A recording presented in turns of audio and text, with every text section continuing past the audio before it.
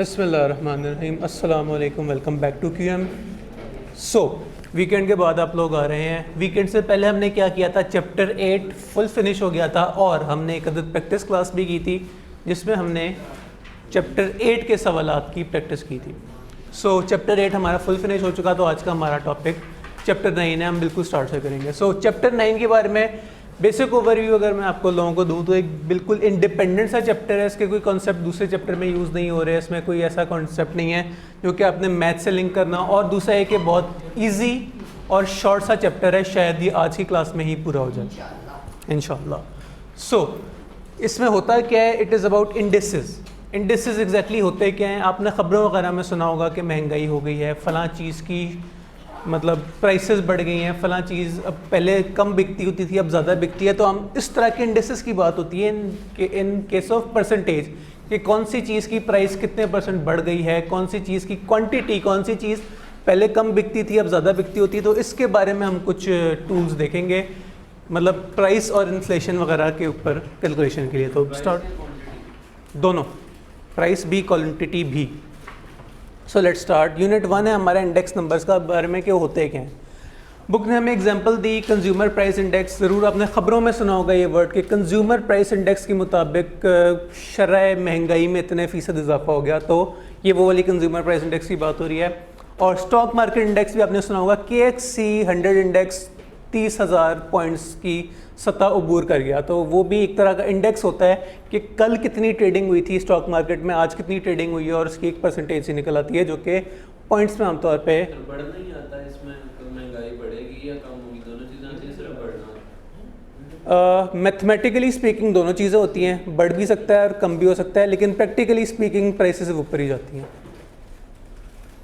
Uses of index number मैंने बता दिया। इंडेक्स नंबर कहाँ का यूज़ होते हैं महंगाई वगैरह कैलकुलेट करने में। ट्रेंड्स किसी चीज़ में, क्वांटिटी की भी हम बात करते हैं तो हम ट्रेंड्स देख सकते हैं कौन सी चीज़, जैसे कि पेट्रोल कार्स अब पहले कम बिक रही हैं, इलेक्ट्रिक कार्स अब ज़्यादा बिक रही हैं। इस तरह के ट्रेंड्स वगैरह हम पता लगाए जा सकते हैं। और परचेजिंग पावर, परचेजिंग पावर क्या होता है कि अब लोग कितना कोई चीज़ ख़रीद सकते हैं। पहले अगर कोई बंदा एक हफ्ते में 10 आइसक्रीम्स खा सकता है तो अब वो सिर्फ 8 या 9 खा सकता है। तो ये एक तरह की परचेजिंग पावर की बात होती है। तो मेरा नहीं ख्याल, MCQs में आपसे पूछ तो सकता नहीं, आपको ज़्यादा से ज़्यादा ही होगा 4 तरह की डेफिनेशंस बता के पूछेगा, बताओ इनमें से इंडेक्स नंबर की कौन सी वाली है। तो एटलीस्ट आपको पहचानना आना चाहिए। एग्जैक्टली। अच्छा जी, कोई बात नहीं। Anyway let's start. आपके सामने एग्जांपल आ रही है किसी ईयर की कि कोई ईयर 1 में बेस थी 100। अब बेस 100 का मतलब ये है किसी किस्म की कोई महंगाई नहीं है। बेस 100 को आप 1 कंसिडर कर सकते हैं, 0% कंसिडर कर सकते हैं कि कोई एक बेस ईयर है। उसमें प्राइस लेवल क्या था, मतलब 100 था प्राइस लेवल ईयर 1 में, और प्राइस 3 में और ईयर 4 में बढ़ के हो गया 112 और 118। तो ये आपके सामने एक टेबल बना हुआ है, इसे ज़रा समझें एग्जैक्टली हुआ क्या है। ईयर 1 ईयर 3 एग्जाम्पल बाद में देखते हैं, पहले कुछ आपके सामने टर्म्स आ रही हैं उससे ज़रा मेमोराइज करते हैं। आपके सामने टर्म्स आई हैं करंट ईयर और बेस ईयर। बेस ईयर क्या होता है, वो ईयर जिससे कंपेयर करके हम अपनी महंगाई या अपनी क्वांटिटी इंक्रीज निकाल रहे होते हैं। और करंट ईयर वो कि जिस साल का हमें महंगाई या क्वांटिटी चाहिए। वंस अगेन रिपीट कर रहा हूँ, बेस ईयर और करंट ईयर 2 तरह के टाइम पीरियड्स हैं। क्योंकि जाहिर सी बात है आज के दिन में आज की महंगाई तो नहीं हम मेजर कर सकते, लेकिन हम महंगाई हमेशा कंपेयर करते हैं किसी से कि यार हफ्ते पहले तक फलां चीज़ 30 रुपए की थी, आज 40 की होगी। तो एक हफ्ते की बात कर लें, एक महीने की बात कर लें, 10 साल की बात कर लें, जिस टाइम पीरियड से आप आज की चीज़ कंपेयर कर रहे हैं, आज की प्राइस या आज की क्वांटिटी कंपेयर कर रहे हैं, वो पुराना साल बेस ईयर होता है। और आज जहाँ हम खड़े हैं या जो हम, बेशक आज हम 10 साल आगे खड़े हैं, हम किसी साल की, मैं पता लगाना चाह रहा हूँ 2005 में कितनी कोई महंगाई थी, तो जिस साल को कंपेयर किया जा रहा है that is called current year. So keeping this in mind, इस टेबल की तरफ दोबारा आते हैं। ईयर 1 एंड ईयर 3 का क्या मतलब है। ईयर 1, जज़ाकल्लाह, ईयर 1 एंड ईयर 3 मीन्स कि ईयर 1 हमने बेस रखा, बेस हमेशा नीचे डिनोमिनेटर में रखी जाती है, और न्यूमरेटर में हमने रखा ईयर 3। तो current year divided by base year -1 से हमारे पास आ गई परसेंटेज, यानी कि 12.5% महंगाई हो गई। फिर नेक्स्ट लाइन में उन्होंने क्या किया ईयर 1 एंड ईयर 4 यानी कि बेस सेम है, ईयर यहाँ भी ईयर 1 था, यहाँ भी ईयर 1 है, लेकिन क्या चेंज हुआ? Current year. शाबाश, करंट ईयर। अब हमें पता लगा कि ईयर 1 के मुकाबले में ईयर 4 में कोई 18% महंगाई है। इसी तरह उन्होंने फिर बेस चेंज की ईयर 3 एंड ईयर 4। अब बेस भी चेंज है, यानी कि बेस आपके पास ईयर 3 आ गया 112, और करंट ईयर हम ईयर 3 को ईयर 4 से कंपेयर कर रहे हैं, तो आपके पास महंगाई देखने में थोड़ी कम लग रही है, सिर्फ 5%। तो ये है कि शॉर्ट टर्म में इससे हमने एक सीखा कि शॉर्ट टर्म में देखने को महंगाई हमें कम लगती है, लेकिन अगर हम ज़्यादा अरसे से कंपेयर करें, 2001 और 2004 को कंपेयर करें तो हमें महंगाई ज़्यादा लग रही है, लेकिन अगर हम 2003 और 2004 को कंपेयर करें तो हमें महंगाई कम लग रही है, यहाँ ज़्यादा यहाँ कम। सो तरीक़ेकार यही था, यही प्रिंसिपल्स आगे यूज़ होंगे कि नीचे हम रखा करेंगे बेस ईयर, ऊपर हम रखा करेंगे करंट ईयर, तुम्हारे पास आ जाएगी इन्फ्लेशन या क्वांटिटी इंक्रीज उन 2 सालों का। करंट हाँ, परसेंटेज इससे आप 100 से मल्टीप्लाई कर दे तो आपके पास आ जाएगा 12.5। कहाँ कैलकुलेटर? आप ना भी करें कोई मसला नहीं, मैं 112.5 डिवाइडेड बाय 100 क्या आता है? 1.125, यानी कि 12.5%। अगर आप -1 कर देंगे तो आपका 0 पॉइंट आंसर आ जाएगा 0.125, लेकिन आपको गर्ज 0.125 से 12.5% से करें। बाकी भी क्या कैलकुलेट हो रहे हैं इन्फ्लेशन? -1 या 1.125 आ रहा है। ठीक है, तो इससे भी आप इंटरप्रेट कर सकते हैं कि 12.5% महंगाई है। यहाँ तक हम सारे सेम पेज पे हैं, यहाँ तक किसी को कुछ समझ तो नहीं आई? अल्हम्दुलिल्लाह। हाँ जी, उसमें से आपने 1 को इग्नोर करना है, 0.125 आपकी इन्फ्लेशन है, यानी कि 12.5%। तो बेहतर ये है कि -1 कर लें, लेकिन मैं बताना चाह रहा हूँ -1 ना भी करें तो आपके पास इन्फ्लेशन का नंबर आ जाएगा। अच्छा जी, आसान से एग्जांपल ये समझ आ गई। आगे चले टाइप्स ऑफ इंडेसेस। ये मैं आपको पहले ही हिंट दे दिया था कि इंडेसेस प्राइसेस की भी होती हैं और यूज ऑफ इंडेक्स नंबर वापस आ गया। Economic level index number can be use to get the feel of economic tendencies. Feel of economic tendencies क्या होगा? हमें मतलब एक ओवरऑल जनरल आइडिया कि क्या महंगाई का रेट जा रहा है, क्या चीज़ें महंगी हो रही हैं, हल्की मतलब चीज़ें तो महंगी हो रही है, जाहिर सी बात है, क्या चीज़ें हल्के रेट से महंगी हो रही हैं, आहिस्ता आहिस्ता करके महंगी हो रही हैं, अचानक से महंगी हो रही हैं। बिल्कुल ऐसा ही है। आप वो ग्राफ्स देखते होंगे कि कोई चीज़ है वो हल्की सी महंगी हुई, फिर अचानक से इतनी सारी महंगी होगी, आपको एक तरह की फील मिल जाती है कि चल क्या रहा है इकोनॉमी में। Indices can help vouch for any production और ट्रेड फ्लक्चुएशंस। आपको ये पता लग जाता है, जैसे मैंने अभी इलेक्ट्रिक कार वाली बात की, कि आपको नज़र आ रहा है कि इलेक्ट्रिक कार्स की क्वांटिटी अचानक से इंक्रीज़ हो गई है, तो आप भी इलेक्ट्रिक कार्स का एक फैक्ट्री लगाने की कोशिश करेंगे, तो इससे आपकी प्रोडक्शन वगैरह में आपकी हेल्प हो सकती है। It can help explore the trends prevailing in the market. आजकल मार्केट में क्या चल रहा है, कौन सी चीज़ महंगी है, क्या पता अभी वो चीज़ ख़रीद के उसे बेचने की, ज़्यादा महंगी बेचने का बिजनेस शुरू कर दें। और it can help in determining purchasing power के अवाम कितना कोई चीज़ें ख़रीद सकती है। फ्लक्चुएशन मीन्स के मतलब ऊपर नीचे उतार चढ़ाव। तो फ्लक्चुएशन आप आइडेंटिफाई कर सकते हैं कि क्या चीज़ महंगी हो रही है, क्या चीज़ सस्ती हो रही है, कौन सी चीज़। वालेकुम अस्सलाम। कैन वाउच, वाउच का लिटरल मतलब तो होता है किसी का मतलब किसी के बिहाफ पे कोई गवाही देना, कि I can vouch for you, मैं कहता हूँ कि ये बंदा अच्छा है। लेकिन यहाँ वाउच यूज़ हो रहा है तकरीबन हेल्प के केस में, कि एनी प्रोडक्शन या ट्रेड फ्लक्चुएशन को आइडेंटिफाई करने में, पहचानने में मदद आपकी कर सकती है। आप वाउच इग्नोर करें, सिर्फ हेल्प भी के साथ भी पढ़ेंगे तो आपको क्लियर हो जाएगा। अच्छा जी, यहाँ तक हम सारे क्लियर हैं। फिलहाल हमने बेस ईयर करंट ईयर वाला कॉन्सेप्ट देखा, अब हम आगे जा रहे हैं। टाइप्स ऑफ इंडेसेस, तो 2 टाइप की इंडेसेस होती हैं, प्राइस और क्वांटिटी। फॉर्मूला दोनों के केस में सेम है। 0 मीन्स बेस ईयर, जिस साल से हम कंपेयर कर रहे हैं, और 1 मीन्स करंट ईयर। इसी तरह क्वांटिटी के केस में भी ऊपर हम रखते हैं करंट ईयर, जिस साल की क्वांटिटीज़ हम मेजर करना चाह रहे हैं, और डिनोमिनेटर में हम रखेंगे बेस ईयर, बेस ईयर की क्वांटिटीज़ इंटू 100, तो आपके पास आ जाएगी परसेंटेज। नेक्स्ट आपके पास आ गया अगला कोई साल, अगले कुछ सालों की प्राइस की फिगर और क्वांटिटी की फिगर।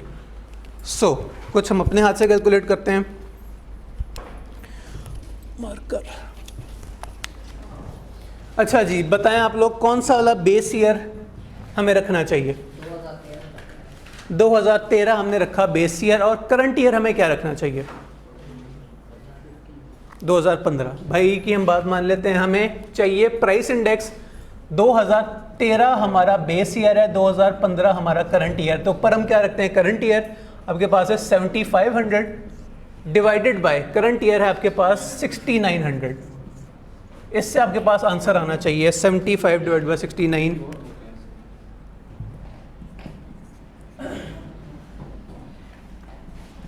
यानी कि कोई 8.7% के करीब इन्फ्लेशन आई प्राइस के केस में, और क्वांटिटी भी हमें निकालनी आनी चाहिए। तो क्वांटिटी के केस में हम क्या लिखेंगे? 17101 डिवाइडेड बाय 2013 की बेस क्वांटिटी क्या थी? 15149।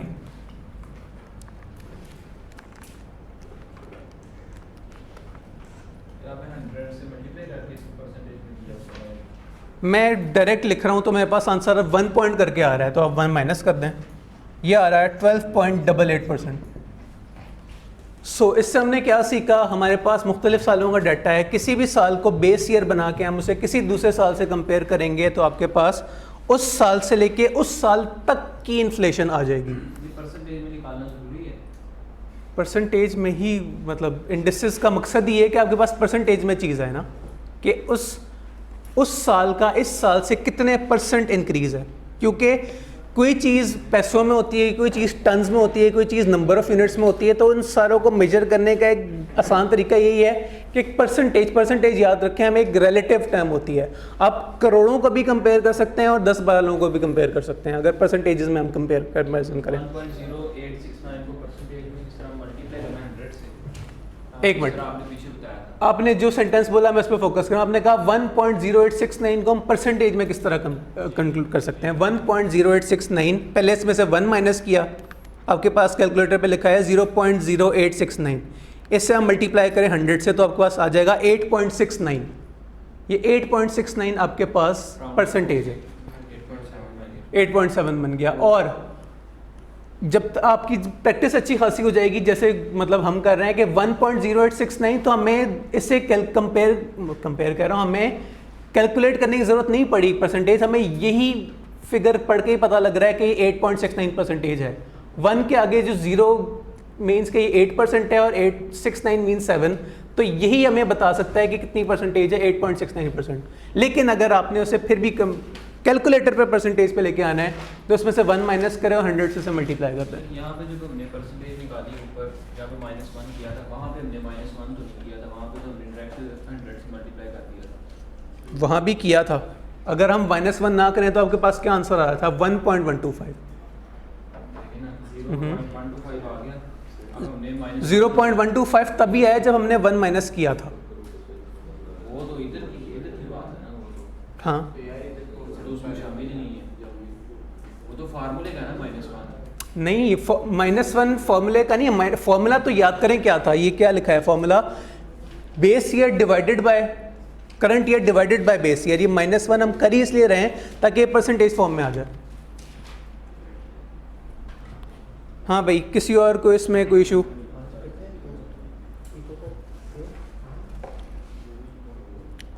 अच्छा जी, ये आगे आपके पास ये सॉल्व हुआ है 2013 को बेस। एक सवाल पीछे से है, 12.88 क्यों आ रहा है?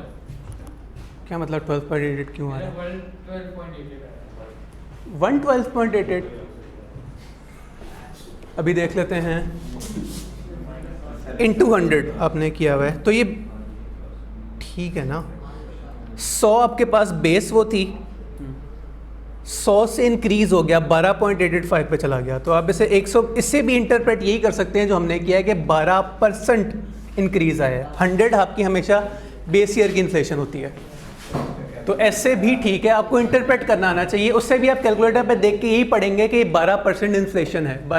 इन्फ्लेशन नहीं है, क्वांटिटी की बात हो रही थी, तो 12% क्वांटिटी, ये चीज़ पहले के मुकाबले में 12% ज़्यादा बिक रही है। अच्छा जी, ये क्या हो रहा है? ये 2013 को बेस ईयर रख के बुक ने हर साल की इन्फ्लेशन निकाल ली।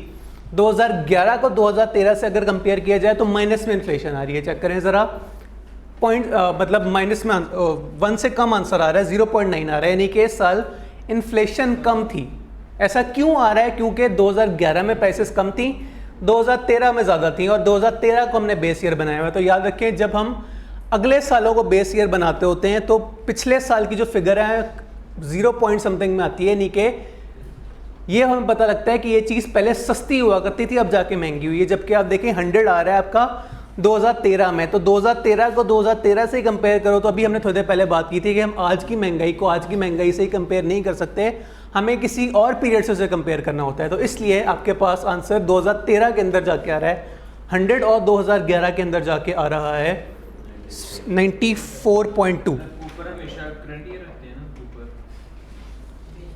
यस, ऊपर हमेशा हम करंट ईयर रखते हैं। वो करंट, इस टेबल से हमने ये सीखा कि करंट ईयर अगला भी हो सकता है, पिछला भी हो सकता है। जैसे कि ये आपके पास सिचुएशन है, इस केस में करंट ईयर क्या है? 2011 तो 2013 से पहले आया होगा, कोई मसला नहीं। करंट ईयर मींस के हमें जो साल कंपेयर करना है, हम पुरानी चीज़ों को भी कंपेयर कर सकते हैं।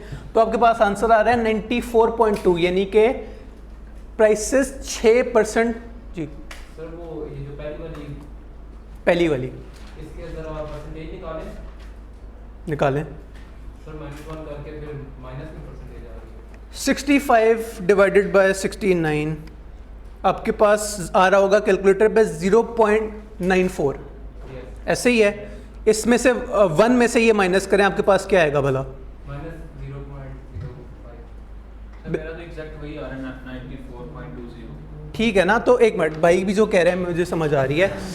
भाई कह रहे हैं कि अगर मैं कैलकुलेटर पर डायरेक्ट लिखूं 6500 डिवाइडेड बाय 6900 तो मेरे पास आ रहा है, एक मिनट कहीं चला गया, 94.20। अब इसमें से इसे 1 में से माइनस करते हैं, 100 में से माइनस करते हैं, तो आपके पास आंसर आएगा 1 माइनस 0.9420 इज इक्वल टू 1 में से माइनस करना है, इसमें से 1 माइनस नहीं करना, 1 आंसर 0 में आएगा। ये आपके पास आएगा 0.0579। इससे आप इंटरप्रेट कर सकते हैं कि इन्फ्लेशन में 5% कमी थी। याद रखिए, हमने इस लेक्चर के बिल्कुल स्टार्ट में बात की थी कि हमारा बेस लाइन हमेशा 100% या 1 होता है। अब इस 94 का मतलब क्या है? इस 94 का मतलब कि 100 से इतनी कम महंगाई है, तो इसका और 100 का आपस में डिफरेंस क्या है? मतलब तकरीबन 0.6%, सॉरी 6%। तो ये आपकी इन्फ्लेशन में कमी थी।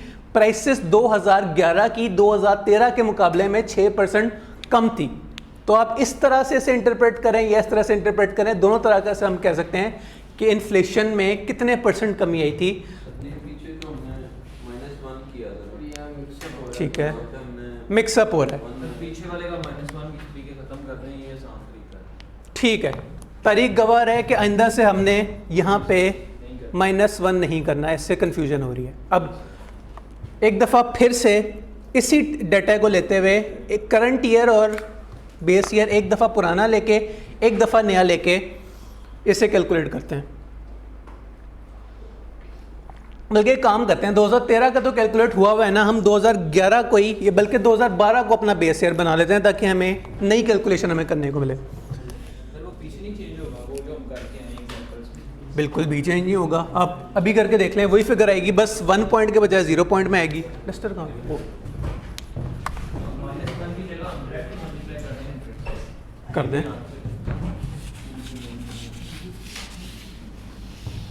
वैसे असल गोल तो ये होना चाहिए कि आपको 100 से मल्टीप्लाई करना ही ना पड़े, आप डायरेक्ट परसेंटेज पहचानने की पोजीशन में आ जाए।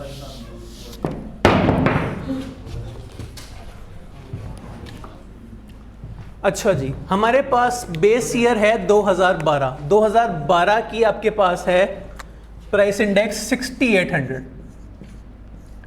करंट ईयर 2013 की आपके पास प्राइस है 6900। कैलकुलेटर पे हमने ये लिखा, ना से 1 माइनस किया, ना 100 से मल्टीप्लाई किया, सिर्फ हमने इतनी फिगर लिखी 6900। वैसे फॉर्मूला वही है, टाइम बचाने के लिए मैं आपको बता रहा हूँ।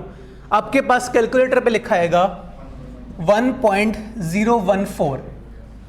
अब इससे आपने लंबे रूट से अगर परसेंटेज में लेके आना है तो इसमें से आप पहले 1 माइनस करें और फिर इसे 100 से कर दें मल्टीप्लाई, तो आपके पास आएगा आंसर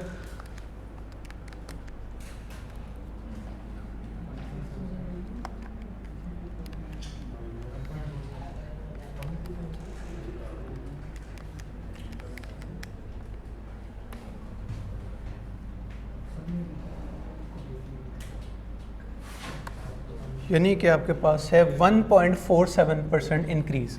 लेकिन आप इसे ये सब कुछ किए बगैर भी पहचान सकते थे कि 1 पॉइंट के बाद 0 मीन्स के ये फिगर 10 से कम है और इसके बाद जो नंबर आ रहा है ये 1 है और ये उससे अगला नंबर है, यानी कि 1.47% आपकी थी इन्फ्लेशन। किस सालों में? 2012 और 2013 के बीच में। अगर हम एक साल पीछे चले जाएं, हम कहें कि हमने 2011 को कंपेयर करना है, तो बेस ईयर अभी भी हमारा क्या है? 2012। करंट ईयर अब हमारा क्या हो जाएगा? 2011, जो कि उससे कम था। तो हमारे पास क्या फिगर आएगी? 6500 डिवाइडेड बाय 6800 होता है। सर इसको अगर डायरेक्टली 100 से मल्टीप्लाई कर दें, 6500 डिवाइडेड बाय 6800 मल्टीप्लाई कर लें। आपके पास कैलकुलेटर पे लिखा आएगा 95 पॉइंट, अगर हम 100 से मल्टीप्लाई करें तो आपके पास आंसर आएगा 95.588। अब इससे आप दो तरह से इंटरप्रेट कर सकते हैं। एक तो ये कि आपकी इन्फ्लेशन 100 से इतनी कम थी, मतलब 100 के बजाय 95 थी प्राइसेस, और आपको एग्जैक्ट अगर फिगर चाहिए कि कितनी कोई प्राइसेस कम थी तो इसे 100 में से माइनस कर दें तो आपके पास आंसर आएगा 4.411%।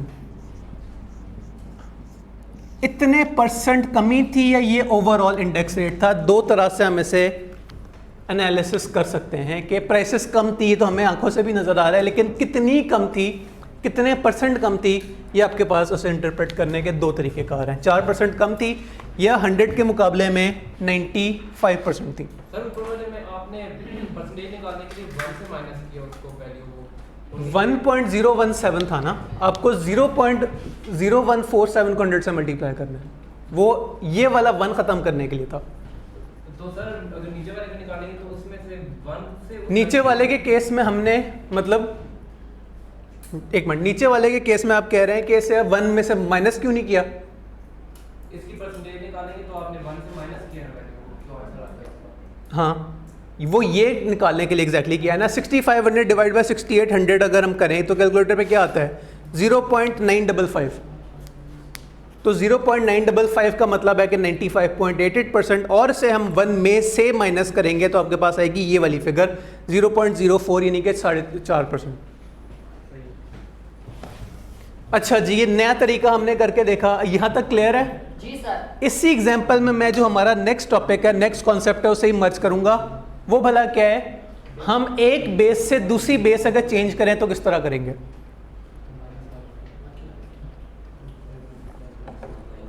हमारे पास दो अदद आ रहे हैं इंडेक्स नंबर्स, एक 2000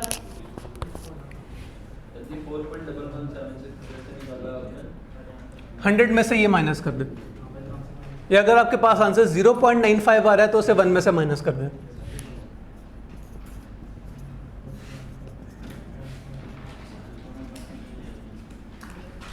अच्छा, अगर मैं चाहता हूं कि हमारे पास 2011 बेस ईयर हो और 2013 का हमें करंट ईयर निकालना हो, तो इसका एक आसान तरीका तो ये है कि हम सिंपली 2011 को बेस रखें और 2013 को निकालें। लेकिन एक दूसरा तरीका भी है इस स्टेप को अचीव करने का, और दैट इज़ कि आप 2000 मतलब एक मिनट, शायद थोड़ा सा कॉम्प्लिकेट हो रहा है, फिलहाल हमारे पास हैं 2012 डिवाइडेड बाय 2013 डिवाइडेड बाय 2012, और हमारे पास है 2011 डिवाइडेड बाय 2012। ये तो क्लियर है, सबको नज़र आ रहा है। अगर हम चाहते हैं कि हमारे पास आ जाए 2013 डिवाइडेड बाय 2011, तो हम क्या कर सकते हैं? आसान तरीका तो यही है कि हम सिंपली 2013 करंट ईयर लेके 2011 से उसे डिवाइड कर दें। लेकिन इसका एक दूसरा तरीका भी है, उसका तरीका ये है कि हम इससे कन्वर्ट करें। सबसे पहले हम ले 2013 और 2012 का क्या इंडेक्स रेट था, तो 2013 2012 का इंडेक्स रेट था 1.0147। इसे हम मल्टीप्लाई कर दें एक नई फिगर से ये भला क्या होगी, इसमें आपने रखना है न्यूमरेटर में 2013 जो आपके पास था, जिस साल का अब हमें चाहिए, मतलब करंट फिगर जो कि आपके पास है 6900। सो इसे मल्टीप्लाई करें तो आपके पास आएगा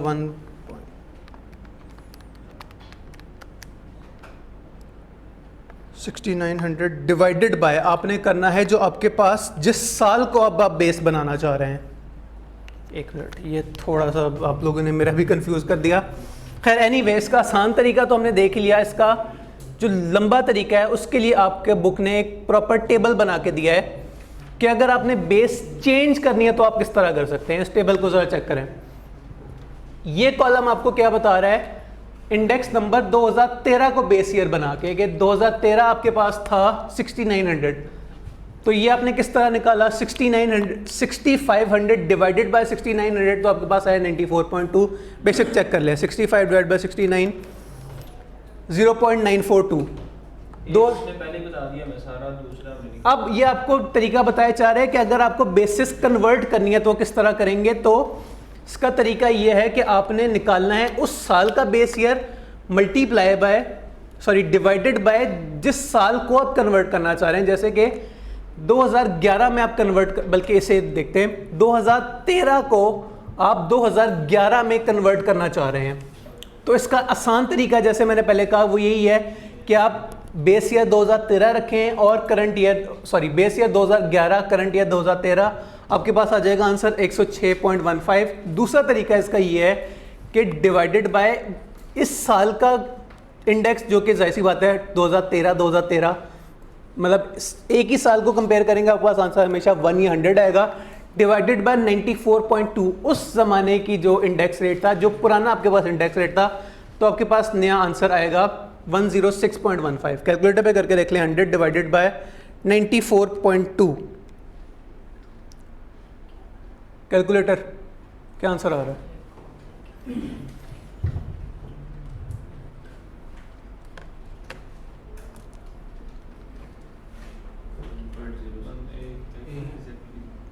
हाँ भाई, इस पूरे यूनिट में सिर्फ एक चीज़ समझने वाली थी, बाकी सब कुछ इंतहाई ईजी, इंतहाई सिंपल है। ये मेरे ख्याल में हल्का सा ट्रिकी टॉपिक ये है, और इसको भी सॉल्व करने का दो तरीके हैं। दूसरा तरीका ट्रिकी है, पहला तरीका इतना ईजी है कि आपके पास हर साल का बेस ईयर है, हर साल का करंट ईयर है, आप आराम से मल्टीप्लाई कर सकते हैं। लेकिन आपको मुश्किल तरीके से करने का दिल चाह रहा है तो उसका तरीक़ेकार ये है। सर जी ऐसे तो नहीं ना हो सकता कि हम करंट ईयर जो है वो छोटा रखें और बेस ईयर बड़ा रखें, जैसे 2011 हम करंट ईयर रखते हैं। अभी हमने करके देखा है ना, ये क्या है, 2013 बेस ईयर है, 6900, 2011 करंट ईयर है। बस इतना याद रखिएगा, जब आप ऐसा करेंगे तो आपके पास फिगर मतलब 100 से या 1 से कम आएगी। जैसे कि ये 94.2, महंगाई 6% कम है। जैसे ये है 2012 को 2013 से कंपेयर किया, 2013 हमारा बेस ईयर है, 2012 हमारा करंट ईयर है, आंसर 100 से कम है, 1.5% महंगाई। चलो हमें 2-3 भी दे सकता है कि अब इसके मुताबिक मालूम करो इंडेक्स नंबर, जिस तरह 2011 दिया, 2015 के, वो फिर एक लंबा वाला एमसीक्यू होगा ना, कि इसके एमसीक्यू के आगे फर्दर पार्ट जो होते हैं, जिस तरह हमने बॉक्स एंड विस्कर का एक वो देखा था, एक ही एमसीक्यू के अंदर 3-4 एमसीक्यूज होते हैं। अलग से चार्ट ना, ऐसा हो सकता है कि एक ही चार्ट के 4 एमसीक्यूज इस तरह के आंसर आते होते हैं, एक ही डाटा से वो आपसे 3-4 चीज़ें पूछ लेता होता है। तो इस तरह आ सकता है कि पहले 2011 का बताओ इंडेक्स 2013 से कंपेयर करके, फिर 2015 का 2013 से कंपेयर करके बताओ, उस तरह हो सकता है। अब इससे ज़्यादा मुश्किल भी है फिलहाल नहीं, मतलब इस यूनिट में नहीं है। आगे एक चीज़ है, उससे एक फॉर्मूलाज आपको याद करने में इशू होगा, वो उधर चलते हैं तो देख लेते हैं। यहाँ तक सब क्लियर है? नेक्स्ट टॉपिक है आपके पास एग्रीगेटेड मतलब प्राइस इंडेक्स। ये क्या हो रहा है आपके पास, मतलब बहुत आसान कॉन्सेप्ट है। सिंपली आपके पास एक से ज़्यादा अभी तक आपने जितने किए हैं सवाल, उसमें आपके पास एक तरह की प्रोडक्ट होती थी। आपके पास लिखा होता था कि ये टोटल मिला के प्राइसेस इतनी थी, और टोटल मिला के उसमें साल में इतनी थी, इस साल में इतनी है। यहाँ आपको मल्टीपल प्राइसेस दी जाएंगी, मल्टीपल चीज़ों की। तो आपने करना क्या है, सिर्फ इन सारों को कर लेना है सम। जैसे कि आपके पास एक ये फिगर आ रही है दिसंबर ईयर 2 और जनवरी ईयर 1। तो हम कैसे निकालेंगे इसका प्राइस इंडेक्स? इन सारों का सम किया 8.45 आ गया, इन सारों का सम किया 7.5 आ गया, तो आपके पास आ जाएगा दोनों सालों की प्राइस, एग्रीगेटेड प्राइस। और एग्रीगेटेड प्राइस को ही हमने कर लेना है बेस ईयर करंट, ये आपके पास आ गया करंट ईयर, या आपके पास आ गया बेस ईयर, डिवाइड कर लें तो आपके पास आ जाएगा प्राइस इंडेक्स। करंट ईयर का सम करके बेस ईयर के सम से डिवाइड कर, दोनों केसेस में सम करके फॉर्मूला वही है, 1 डिवाइडेड बाय 0 यानी कि करंट डिवाइडेड बाय बेस। बस एडिशन इस कॉन्सेप्ट में क्या है, इस नए टॉपिक में क्या है, सिग्मा। आपके पास एक से ज़्यादा प्राइसेस दी गई हैं, पहले डाटा आपके पास इस तरह फॉर्म में नहीं होता था, आपके पास डायरेक्ट ये वाली फिगर होती थी। अब इस केस में आपको ये वाली फिगर निकालनी पड़ी है इन सारों का सम करके।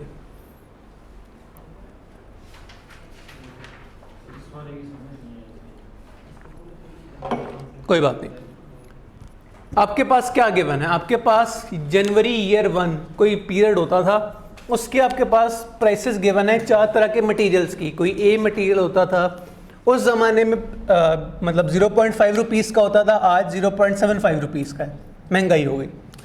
फिर आपके पास कोई प्रोडक्ट बी थी, वो 2 रुपए की मिलती थी 2001 में, अब वो 2002 में मिलती है कितने की, 2.1 रुपीज़ की। तो हम इन सारों का हमें महंगाई चाहिए, किसी एक चीज़ की नहीं चाहिए, तो हम क्या करेंगे, सारों का सम डिवाइड, फॉर्मूला अभी भी वही है,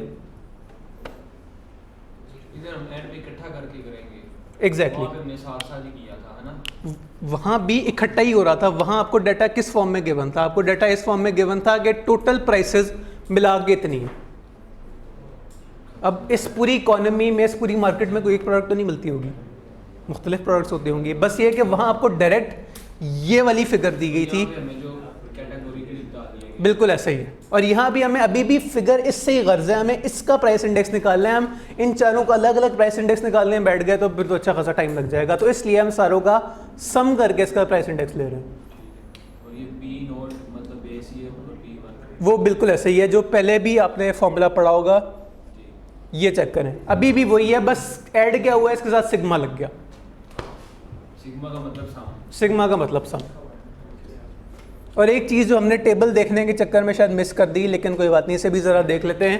क्वांटिटी इंडेक्स किस तरह है, बिल्कुल वही तरीके का आ रहा है, बेस ईयर करंट ईयर, तो आपके पास आ जाएगा इंडेक्स में। कोई नया कॉन्सेप्ट नहीं है, फिर भी एक नज़र देख लें कि आपके पास डाटा है 2013 को उन्होंने लिया बेस ईयर हर केस में 15.15149, और करंट ईयर जाहिर सी बात है करंट ईयर ही होता है, तो आपको नज़र आ रहा है कि 2013 में बिल्कुल महंगाई नहीं थी, क्योंकि आपका बेस ईयर भी 2013 है। 2013 से पहले महंगाई कम थी और 2013 के बाद महंगाई शुरू हो गई। लेकिन इस वर्ड को हम महंगाई नहीं कहेंगे, इसे हम इंक्रीज इन प्रोडक्शन कहेंगे, इसे हम तरक्की कह सकते हैं कि पहले प्रोडक्ट कम बिकती होती थी या कम प्रोड्यूस होती थी, अब ज़्यादा बिकती है, ज़्यादा प्रोड्यूस होती है। तो प्राइस और क्वांटिटी के केस में इंटरप्रेट हम इसे अलग तरीके से करेंगे। प्राइस के केस में हम परेशान होते थे कि देखो प्राइस इतनी सारा बढ़ गई, क्वांटिटी के केस में हम खुश हो रहे हैं कि माशाल्लाह ये प्रोडक्ट इतनी ज़्यादा बिक रही है, 7.51% ज़्यादा बिक रही है as compare to base year. हाँ भाई अवाम क्लियर है सर? अभी तक क्लियर है?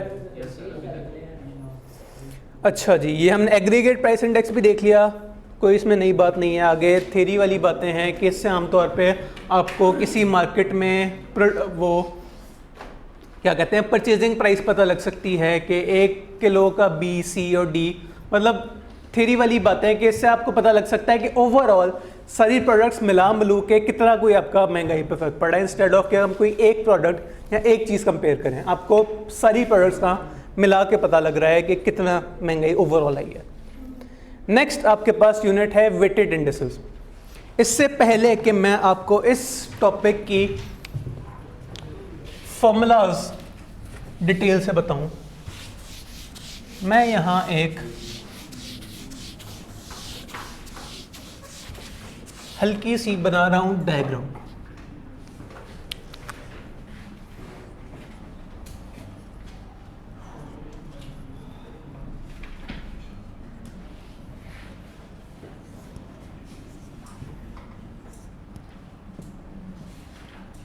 चलें अब इसे फिलहाल इग्नोर करें, वापस आए बुक की तरफ। हमारा टॉपिक है एक भाई ने कहा बनाया क्यों है, इंशाल्लाह थोड़ी देर में पता लग जाएगा कि बनाया क्यों है। वेटेड इंडेक्सेस क्या होते हैं? वेटेड इंडेक्सेस मींस के, एक मिनट पहले तो वर्ड वेट पे हल्की सी बहस कर लें। वेट याद करें हमने कब पढ़ा था?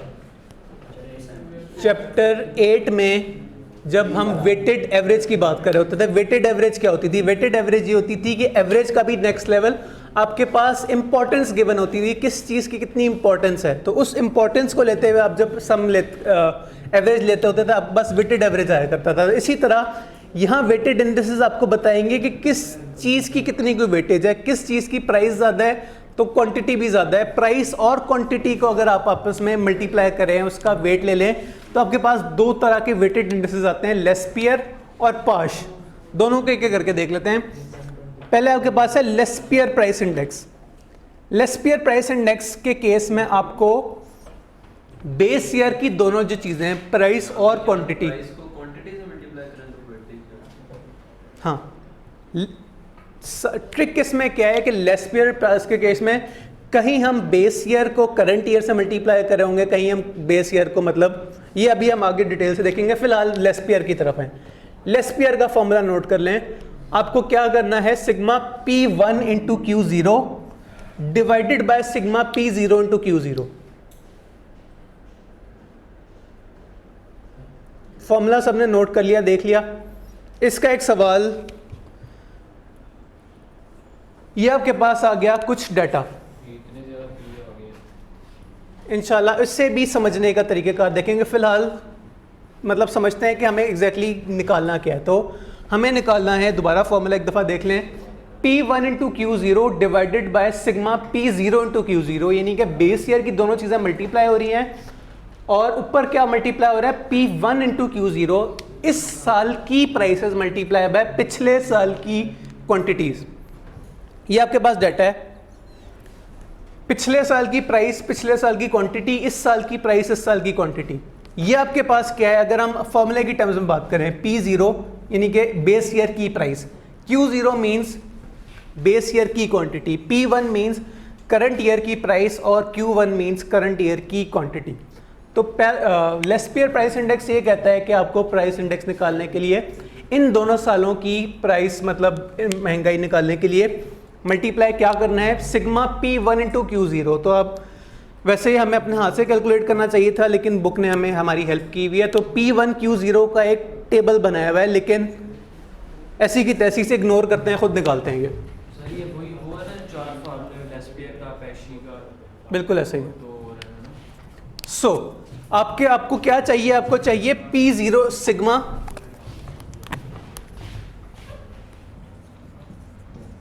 Divided by sigma P0 Q0। तो किस तरह हमने P0 Q0 निकाला, हमें करना है मल्टीप्लाई 0.5 इंटू 10, आपके पास आया 5। नेक्स्ट P0 इंटू Q0 आपके पास आएगा 2 into 3 plus 4 into 2 8 plus 1 into 2 2। ये आपके पास आ गया डिनोमिनेटर P0 Q0। न्यूमिनेटर में आपको क्या चाहिए, P1 इंटू Q0, यानी कि ये वाला कॉलम मल्टीप्लाई बाय ये वाला कॉलम। तो 0.75 इंटू 10 क्या आएगा, 7.5 प्लस 3 इंटू 2.1 ये आ जाएगा 6.3।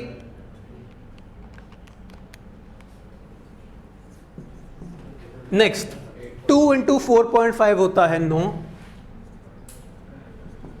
प्लस 2 इंटू 1.1 आ जाएगा आपके पास 2.2। कैलकुलेटर पे कर लें क्या आंसर आता है।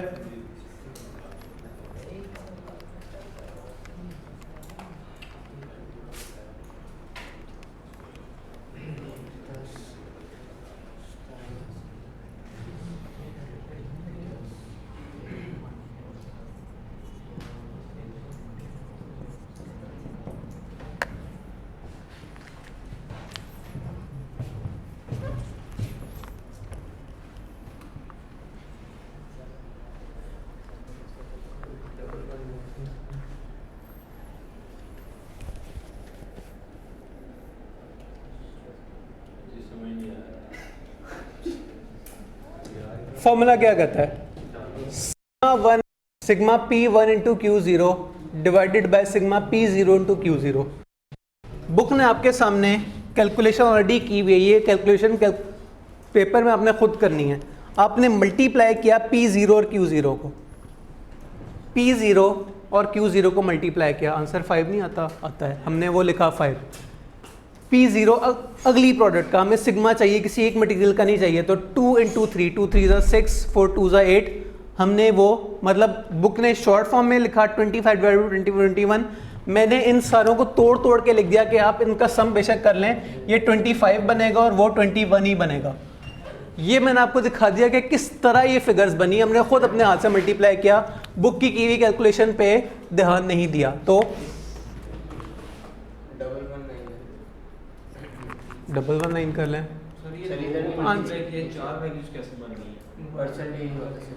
क्या मतलब 4 फिगर्स कैसे बन गई? 4 मटेरियल्स हैं। हमने यहाँ पे 2 लिख दी ना, P0 और Q0। P0 की जो है वो 1.0 और Q0 की 2 1s are 2, यहाँ में नीचे सिर्फ 2 ही आना चाहिए था। क्या मतलब नीचे से 2? यार 4 डिफरेंट प्रोडक्ट्स हैं ना, आपने P0 Q0 4 डिफरेंट प्रोडक्ट्स का अलग अलग लेना है। ये A का है, ये B का है, ये C का है, ये D का है, हम सारों का सिग्मा चाहिए।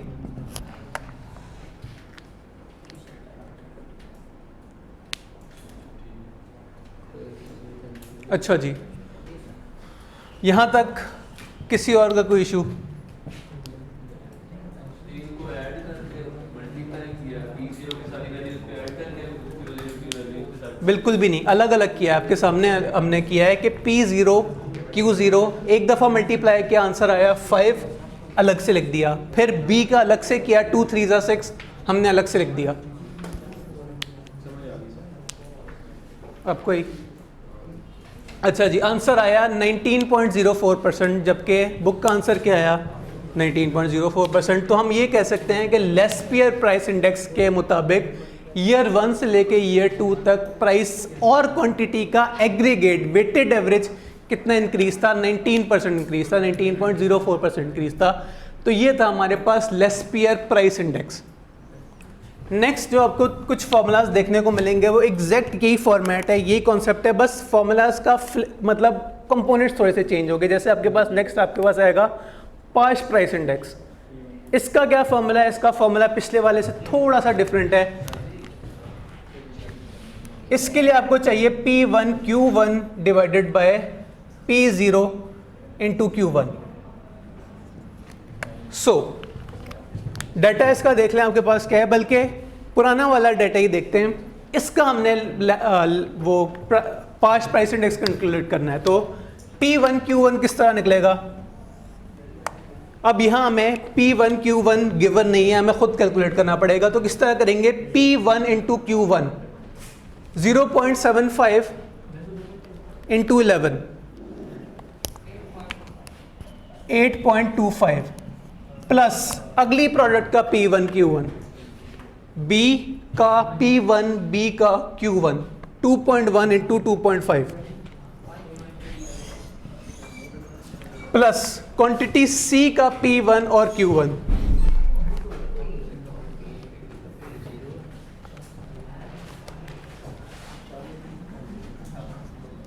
प्लस चौथी प्रोडक्ट का P1 into Q1 1.1 into 5 divided by हमें क्या चाहिए? फॉर्मूले ने हमें बता दिया P0 इंटू Q1, यानी कि P0 पिछले साल की quantity divided multiply by Q1 इस साल की क्वांटिटी। तो आप लिखेंगे दिस मल्टीप्लाई बाय दिस, तो 0.5 इंटू 11 बिल्कुल ऐसा ही है।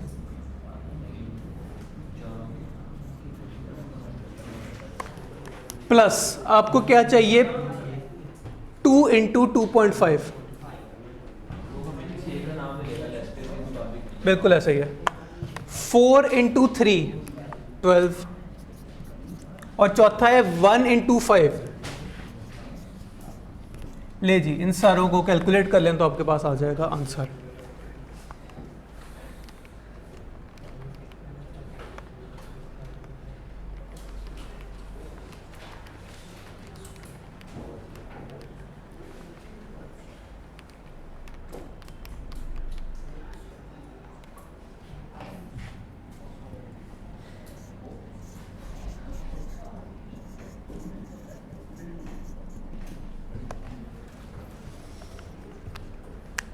ये था हमारा पाश प्राइस इंडेक्स, पाश PAACHE, पाश पाश कर दिया इस कॉन्सेप्ट ने। एनीवे बुक का आंसर क्या है 118, हमारा आंसर क्या है 118, और क्या है डाटा वही था इसलिए तो आंसर सेम आया है। सो इसलिए मैंने पिछले मतलब एग्जांपल वाला टेबल लिया था ताकि हमें P0Q1 बना बनाए ना मिले, हम खुद अपने हाथ से कैलकुलेट करेंगे। बुक ने हमें पक्की पकाई खीर दी हुई है कि 32.5 को 27.5 से डिवाइड कर लो, लेकिन हमने ये खुद कैलकुलेट किया ताकि हम देख सकें कि क्या वाकई आंसर हमारा इस तरह निकल सकता है कि नहीं। तो ये इसका तरीक़ेकार है। लेस्पियर प्राइस इंडेक्स हमने देखा और पाश प्राइस इंडेक्स हमने देखा। आंसर डिफरेंट होंगे, जाहिर सी बात है, मतलब कैसे सेम हो सकता है। इस केस में हम किस चीज़ को किस चीज़ से डिवाइड करें, मतलब फॉर्मूला ही डिफरेंट है तो आंसर जाहिर सी बात है आपके पास डिफरेंट ही आएगा।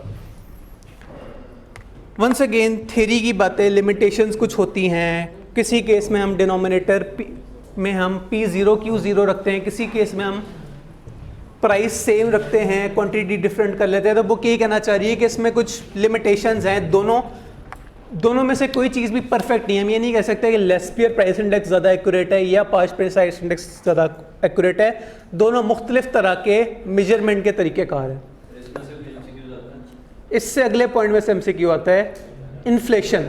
आपसे ये पूछा जा सकता है, वैसे किसी ज़माने में तो पूछा जाता था कि बताओ प्राइस किस केस में प्राइस ओवरस्टेटेड होती है, किस केस में प्राइस अंडरस्टेटेड होती है। और यहाँ कहीं लिखा भी होगा कि लेस्पियर के केस में, यहाँ कहीं ओवरस्टेटेड अंडरस्टेटेड लिखा होगा, ये Laspeyres price index tends to overstate inflation. आगे बुक का भी जो एक्सरसाइज है उसमें ये MCQ को 2 दफ़ा आपसे पूछा जाएगा कि कहाँ अंडरस्टेट होती है इन्फ्लेशन और कहाँ ओवरस्टेट होती है। तो ये आप याद कर लें, लेस्पियर के केस में इन्फ्लेशन जितनी होती है उससे ज़्यादा नज़र आती है, जबकि पाश के केस में उससे ऑपोजिट है, महंगाई। सो उन्होंने लेस्पियर प्राइस की थोड़ी सी बुराइयां की और साथ ही एक थर्ड सोल्यूशन दे दिया कि अगर आपको दोनों का वेटेड एवरेज अगर आप ले लें तो आपके पास एक थर्ड तरह का इंडेक्स आएगा, that is called Fisher index. Formula उसका लंबे रूट से देखा जाए तो ये, लेकिन इसका आसान तरीक़ेकार भी ये है कि सिंपली लेस्पियर और प्राइस पाश का आप ले लें वेटेड एवरेज। तो हमारे पास एक लेस्पियर भी है एक प्राइस भी है, दोनों का वेटेड एवरेज ले देखें क्या आता है।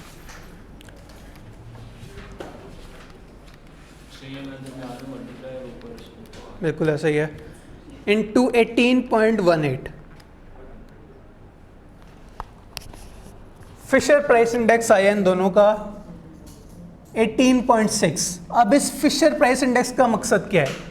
एक बीच की फिगर आ गई। लेस्पियर वालों ने कहा हमारा वाला प्राइस इंडेक्स ज़्यादा अच्छा है, ज़्यादा अच्छी इन्फ्लेशन के बारे में इन्फो दे रहा है। पाश वालों ने कहा नहीं ये ज़्यादा एक्यूरेट फिगर है, ये ज़्यादा मतलब अच्छी फिगर दे रही है, ये ज़्यादा सही हमें सच्चाई से बता रहा है। हमने कहा कि भाई ना तुम्हारी सुनेंगे ना तुम्हारी सुनेंगे, तुम्हारा एक वेटेड एवरेज दे लिया, ये जो है ये ज़्यादा एक्यूरेट फिगर है, ये जो एक्यूरेट असल में महंगाई चल रही है उसके ज़्यादा पास वाली फिगर है। तो इन दोनों का वेटेड एवरेज अगर आप ले लें तो आपके पास निकल आता है फिशर प्राइस इंडेक्स। इसे कैलकुलेट करने का तरीक़ाकार बहुत ईजी है, हमने अभी खड़े खड़े कैलकुलेट कर लिया। लेस्पियर प्राइस इंडेक्स और प्राइस इंडेक्स पाश प्राइस इंडेक्स को मल्टीप्लाई करके उनका स्क्वायर रूट ले लें तो आपके पास आ जाता है फिशर इंडेक्स। फॉर्मूला भी हमने देख लिया और इसका मकसद भी देख लिया। फिशर इंडेक्स में किसी को कोई इशू? बस याद करना है, और याद करने का भी अभी शॉर्टकट मैंने आपको बताना है।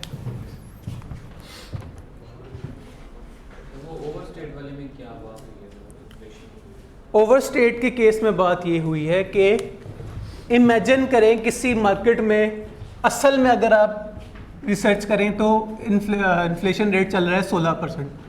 तो लेस्पियर के केस में इन्फ्लेशन ओवरस्टेट होगी। लेस्पियर आप वाले फॉर्मूले से कैलकुलेट करें तो आंसर 18% आएगा, जबकि पास के तरीके से करें तो आंसर 14% आएगा। एक्यूरेट हाँ, इसीलिए फिशर का हम लेते हैं कि दोनों के बीच की एक फिगर आ जाए जो कि 16 बनेगी।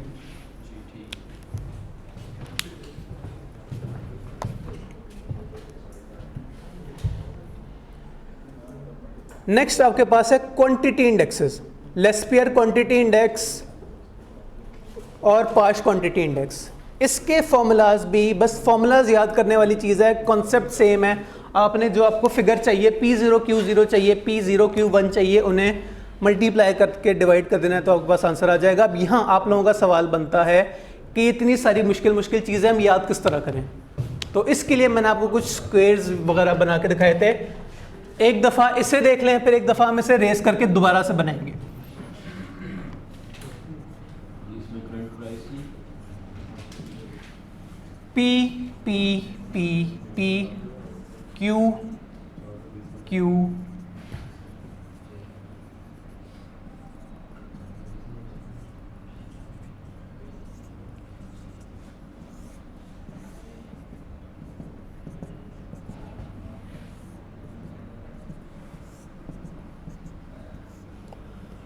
अच्छा जी, क्या ये फिगर्स कुछ देखी लग रही हैं? ये लेस्पियर प्राइस इंडेक्स है, ये पाश प्राइस इंडेक्स है, ये लेस्पियर क्वांटिटी इंडेक्स है, ये पाश क्वांटिटी इंडेक्स है। और एक दफ़ा फिर अगर आप कहें कि अभी तो बड़ी जल्दी से मैंने बना दिया, इसको याद रखने का तरीक़ेकार है फिशर इन दोनों का स्क्वायर रूट है। मतलब ये अगर आपको याद हो गया तो फिशर तो आपने बस कैलकुलेटर पे 2 फिगर्स लिखनी है। याद करने वाली चीज़ तो ये है। बड़े नहीं है, नीचे वाले दो ऊपर वाले दो बड़े हैं। वो मैंने जल्दी से फास्ट फॉरवर्ड कर दिया ना, क्योंकि उसमें नया कोई कॉन्सेप्ट थोड़ी है, तरीक़ेकार एग्जैक्टली यही है। अच्छा एक मिनट, अब मैं आपको ट्रिक बताया था, इसे याद कैसे रखना है। उर्दू में रे बनाया,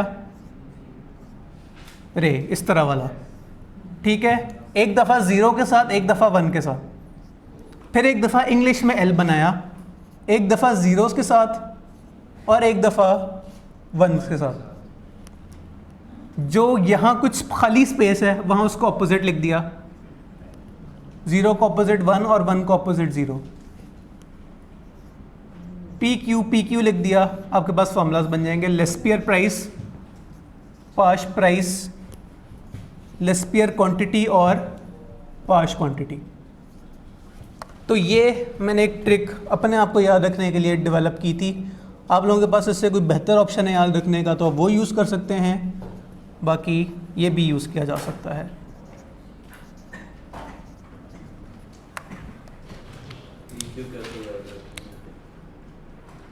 मतलब P पहले आता है तो हमेशा पहले लिखा जाएगा, Q बाद में आता है, Q बाद में लिखा जाएगा। इसकी फुल फॉर्म क्या है? लेस्पियर प्राइस इंडेक्स, नीचे वाले की Paasche price, Laspeyres quantity index, Laspeyres price index. So अब चूंकि आपकी क्लास 12:30 तक है, इसलिए 5 मिनट का ब्रेक करते हैं, उसके बाद 11:15 क्लास स्टार्ट करेंगे, फिर वो 12:30 तक जाएगी। अस्सलाम वालेकुम, वेलकम बैक। हमारी 5 मिनट की जो ब्रेक थी वो पूरी हुई और हम वापस आते हैं अपने टॉपिक की तरफ, विच वॉज चैप्टर 9। ये हमारा प्रोजेक्टर अभी वापस आ जाता है। इससे पहले कि हम अगले टॉपिक पे जाएं, अगले कॉन्सेप्ट पे जाएं, पिछले कॉन्सेप्ट में हल्का सा एक एरर आया था, उसका हम जो फॉर्मूला है वो करेक्ट कर लेते हैं। पाश के केस में प्राइस इंडेक्स के आपके पास जो मैंने आपको शॉर्टकट बताया था वो आपने बनाना है इंग्लिश में R1 से। ये वाला जो R नहीं होता लेकिन थोड़ा उल्टा करके, ये वाला R, लेकिन आपको इसका ऑपोजिट, ये आपने यहाँ बनाया था इस तरह से, यहाँ आपने बनाना है इसका opposite, P1 into Q1 divided bye, जहाँ कुछ नहीं लिखा वहाँ आपने 0 लिख देना है, P1 इंटू Q1। ये आपके पास आ गया पाश price index.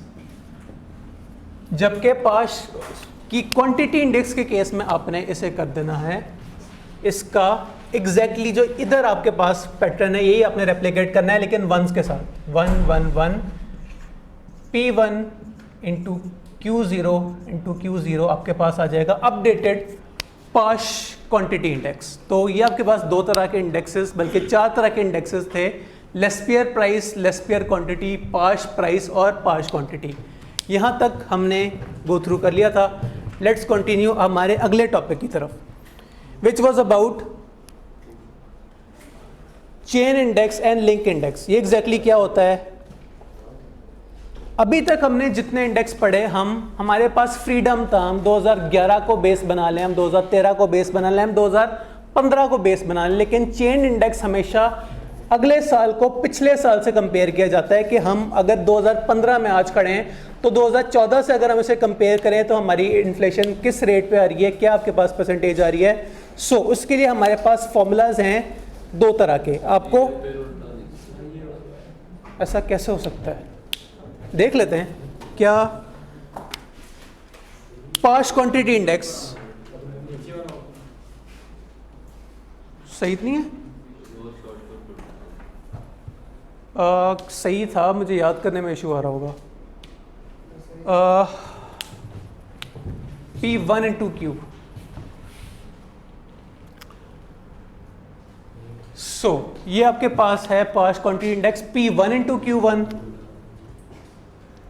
Divided by P1 into Q0।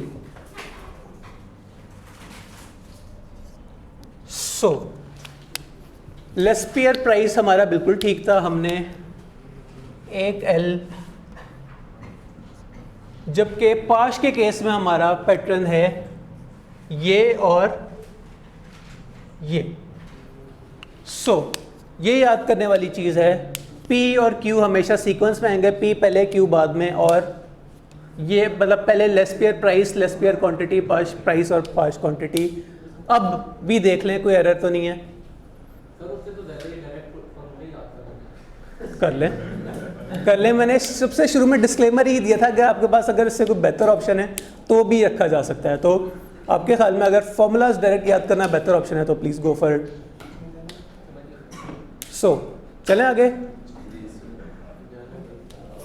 अच्छा जी, हम क्या बात कर रहे थे, हम लिंक और चेन इंडेक्स की बात कर रहे थे कि पिछले साल को अगर लिंक किया जाए अगले साल से, सो आपके पास किस तरह से प्राइस इंडेक्स आएंगे। आपके पास ये आ गया सैंपल डाटा, 2009 का डाटा, 2009 में सेल्स इतनी सारी थी, अच्छा 2010 में सेल्स इतनी सारी थी, 2011 में इतनी सारी थी। तो आपके सामने अब ये जो अगले दो कॉलम्स हैं ये क्या बता रहे हैं। पहले तो आपको इंडेक्स 2009 के केस में 2009 का ही अगर आपसे इंडेक्स निकाला जाए तो क्या आंसर आपको याद होगा, हमेशा 1 आता है। अब 2010 में एक साल हम आगे गए, पिछले साल को आपने बनाया बेस, इस साल को आपने बनाया करंट ईयर, तो आपके पास इंडेक्स आया 7% आया इंक्रीज। अभी हम फिलहाल ये सिर्फ कॉलम देख रहे हैं। अगले केस में ये है आपका लिंक, अगले साल में आप गए 2011 में, 2024 आपने रखा करंट ईयर, पिछले साल की फिगर आपने रखी बेस ईयर, आपके पास आ गया इस साल का इंडेक्स। अब इस कॉलम में आप हर साल में जो करंट ईयर है उसे आप रखते हैं न्यूमरेटर, उसे आप रखते हैं करंट ईयर, और इसे जो एग्जैक्टली पिछला साल होता है उसे आप रख लेते हैं बेस ईयर। इससे जो आपके पास फिगर आ रही है इससे आप कहेंगे लिंक रिलेटिव, और लिंक रिलेटिव को यूज़ करके आप निकालेंगे चेन इंडेक्स। वो किस तरह निकलता होता है, फॉर्मूला आपके पास ये रहा, relative index of current year यानी कि इस साल का index multiply by chain index of previous year.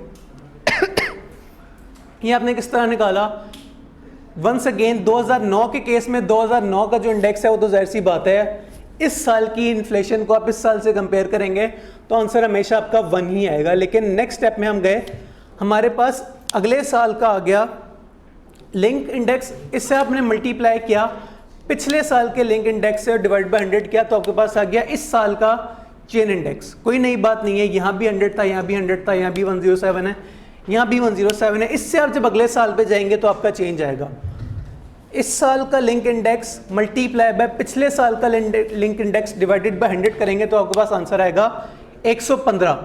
अब इन दोनों का अगर आप कंपेयर करें तो क्या स्टोरी चेंज हो रही है, ये आपके पास सिर्फ 7% इन्फ्लेशन आ रहा है। 2011 से लेकर 2012 तक 7% इंक्रीज आ गया, 2012 से लेकर 2013 तक इंक्रीज आ गया, जबकि ये जो आपको बता रहा है आपको ओवरऑल अब तक की जितना इन्फ्लेशन होती चली आई 2009 से ऑनवर्ड्स। अगर हम 2013 में खड़े होके लिंक इंडेक्स देखें तो हम कहेंगे कि पिछले साल के मुकाबले में 7% इंक्रीज आया, लेकिन 2013 में ये चेंज शुरू कहाँ हुई थी, 2009 से। तो हम 2013 में खड़े होके कह सकते हैं कि 2009 से लेके अब तक हमारा 31.8% इन्फ्लेशन हो चुकी है, 31.8% इंक्रीज आ चुका है प्राइस इंडेक्स में। जबकि अगर हम ये चीज़ 2012 में खड़े होके कहें तो हम कहेंगे कि अब तक शुरू से लेके अब तक 2009 से 2012 तक 23% आया है increase in overall price index. So इसको हमने मतलब क्या हमने दो एंगल से हमने इस टॉपिक को देखा। एक तो आपके पास फॉर्मूलाज हैं, आपने इसे कैलकुलेट करना सीखना है, और नेक्स्ट आपने इसे इंटरप्रेट करना सीखना है कि कैलकुलेट तो कर लिया, ये 107 आपके पास लिखा हुआ है, इसका मतलब क्या है। इसका मतलब यहाँ लिंक के केस में मतलब ये है कि पिछले साल से अब तक कितना इंक्रीज आया, जबकि चेन के केस में शुरू से लेके अब तक कितना इंक्रीज आया। एक और छोटा सा टॉपिक जिसमें हमने 2 फॉर्मूलाज हल्के से पढ़े, एक नज़र देख लें, कोई इश्यू है तो बताएं। इंडेक्स, ये लिंक इंडेक्स की जो बात हो रही है सिंपली पिछला साल डिवाइडेड बाय ये वाला साल। सर जी ये उदाहरण के लिए जैसे यूज होता है ये है ना लिंक इंडेक्स, तो इस साल का लिंक इंडेक्स डिवाइडेड बाय पिछले साल का link index, sorry multiply by पिछले साल का लिंक इंडेक्स डिवाइडेड बाय 100। हाँ, पिछले साल का चेन इंडेक्स इस साल के लिंक इंडेक्स से मल्टीप्लाई।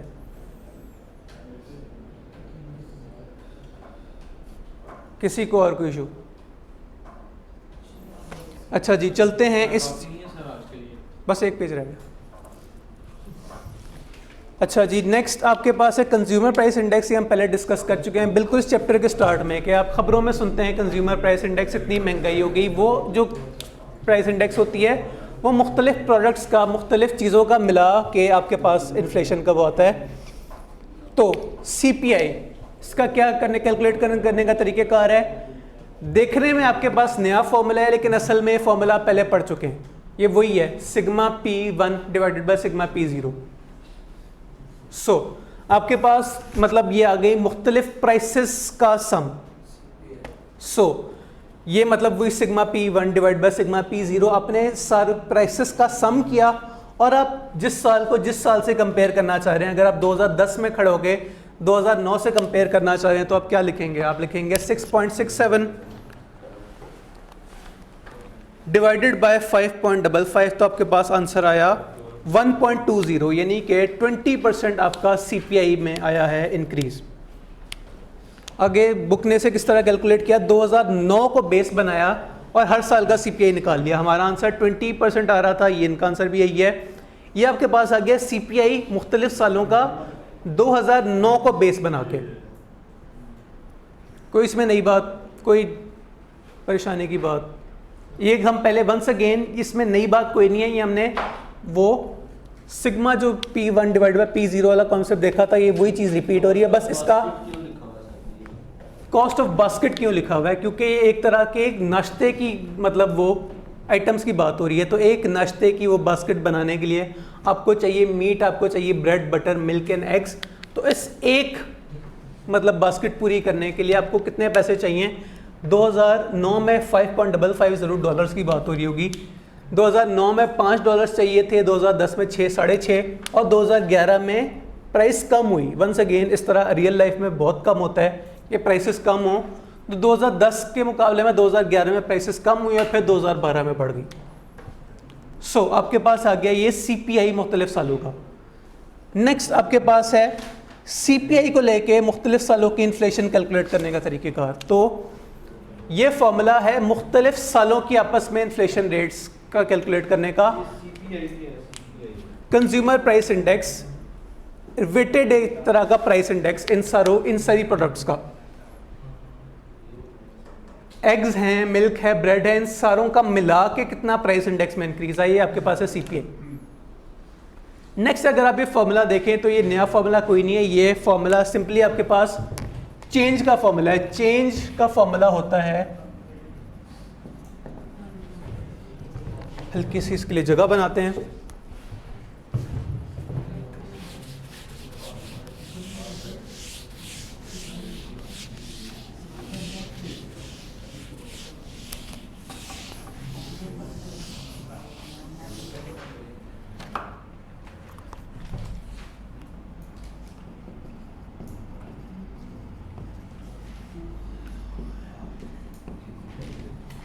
चेंज का फॉर्मूला होता है हमेशा डिफरेंस ओवर ओरिजिनल। जिस साल जो ओरिजिनल जिसे आप कंसिडर करते हैं डिवाइडेड बाय उसमें और जिससे हम कंपेयर करना चाह रहे हैं उसका डिफरेंस। तो उसी चीज़ की इन्फ्लेशन वर्जन आपके पास ये रहा।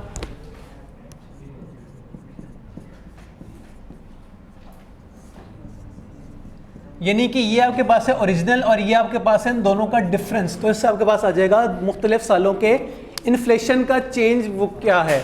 तो अगर आपने 2000 बल्कि एक मिनट कोई से 2 साल बताएं उनका आपस में रेट निकाल लेते हैं। आपके पास तीनों का कैलकुलेट हुआ हुआ, एक हम हाथ से भी कैलकुलेट करते हैं। 2009 से लेके 2012 तक का नहीं हुआ हुआ, लेकिन वंस अगेन इसे हम वैसे कर तो सकते हैं। 2009 से 2012, सो 2009 का हमारे पास क्या था CPI, वापस जाते हैं, मतलब 2009 का 100 ही था।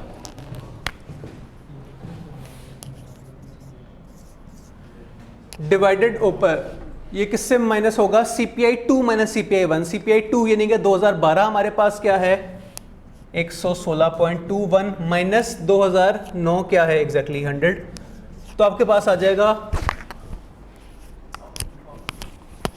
6116.21 माइनस 100। वैसे हम कैलकुलेटर से ना भी करें, हमें साफ नज़र आ रहा है कि आंसर 16.21 आएगा।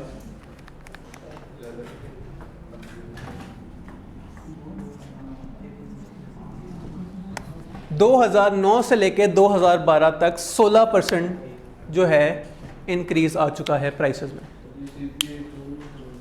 CPI 2 हमने खुद अज्यूम किया ना 2012। बुक की अगर तरह हम देखें तो हर साल मुख्तलिफ सालों का अलग अलग कैलकुलेट किया गया है। 2009 से लेकर 2010 डिफरेंस डिवाइडेड बाय 2009। 2010 से 2011 बेस किसे बनाया 2010 को, और डिफरेंस किसका लिया 2011 और 2010 का। ये चेक करें 2011 112 था और 2010 क्या था 120 था। वंस अगेन 2011 से 2012 किस तरह किया, 2011 को रखा बेस 112.79 और 2012 यानी कि 116 से माइनस किया 2011 112.79, तो आपके पास आया सिर्फ 3% इंक्रीज। सो ये सेकंड लास्ट पेज था, इससे अगला पेज लास्ट है। सो CPI मुख्तलिफ सालों के चेंज में किसी को, मतलब CPI तो हमें पहले कैलकुलेट करना आता था, ये इन्फ्लेशन रेट मुख्तलिफ सालों का आपस में कंपेयर करने में किसी को कोई इशू। CPI 2 माइनस CPI 1 बड़ा ज़रूरी नहीं है कि मतलब 99% केसेस में CPI 2 बड़ा होगा, लेकिन अभी हमने केस एनोमली देखी कि वो प्राइसेस कम होने के बजाय ज़्यादा बढ़ने के बजाय कम हो रही थी, महंगाई ऑपोजिट में डिफ्लेशन हो रही थी। तो उस केस में चेक करें आपके पास 2011 जो है वो 2010 से कम है। ऐसा होता नहीं है, ये नॉर्मली है, मतलब लेकिन 99% केस में 120 आगे आता और 112 पहले आता। लेकिन ये आपको दिखाना चाहिए बुक के ऐसा भी हो सकता है, कोई ऐसा अजीबोगरीब मुल्क भी हो सकता है जहाँ प्राइसेस बढ़ने के बजाय कम हो रही हो।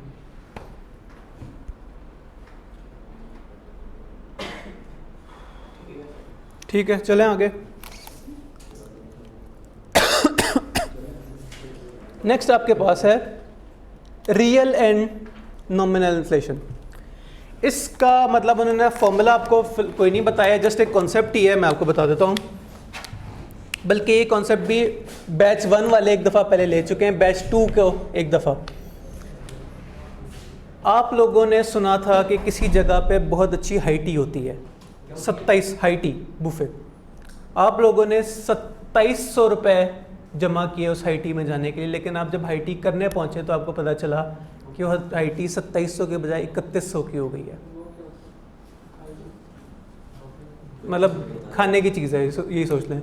खैर एनीवे 2700 से 3100 मीन्स के आपकी जो पैसों की वैल्यू थी वो एक तरह से कम हो गई, चीज़ महंगी हो गई है। तो अब आपके पास जो चीज़ 2700 की होनी चाहिए थी वो अब 3100 की हो गई है। इसी चीज़ को अगर आप एक दूसरे कॉन्सेप्ट, मतलब टाइम वैल्यू ऑफ मनी का कॉन्सेप्ट आ गया कि पैसों की वैल्यू साथ साथ कम होती चली जा रही है। सेम चीज़ जो पहले आपको 2700 में मिल रही थी वो आपको 3100 में मिल रही है। इसी तरह अगर आप इसे दूसरे पर्सपेक्टिव से देखें, कोई बैंक है, किसी बैंक ने आपको दिए 1 लाख रुपए, आप मतलब विदाउट एनी इंटरेस्ट, आपने उसे 1 साल बाद 1 लाख रुपए माइनस मतलब उतने ही वापस कर दिए। लेकिन उस ज़माने में आप उस 1 लाख की कितनी हाइटियाँ कर सकते थे? 1 लाख डिवाइडेड बाय 2700।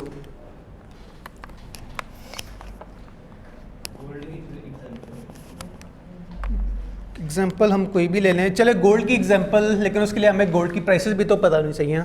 तो खैर डिवाइड हमने किया, इससे 27 दफ़ा रेस्टोरेंट जाया जा सकता था, लेकिन 100,000 डिवाइडेड बाय 3100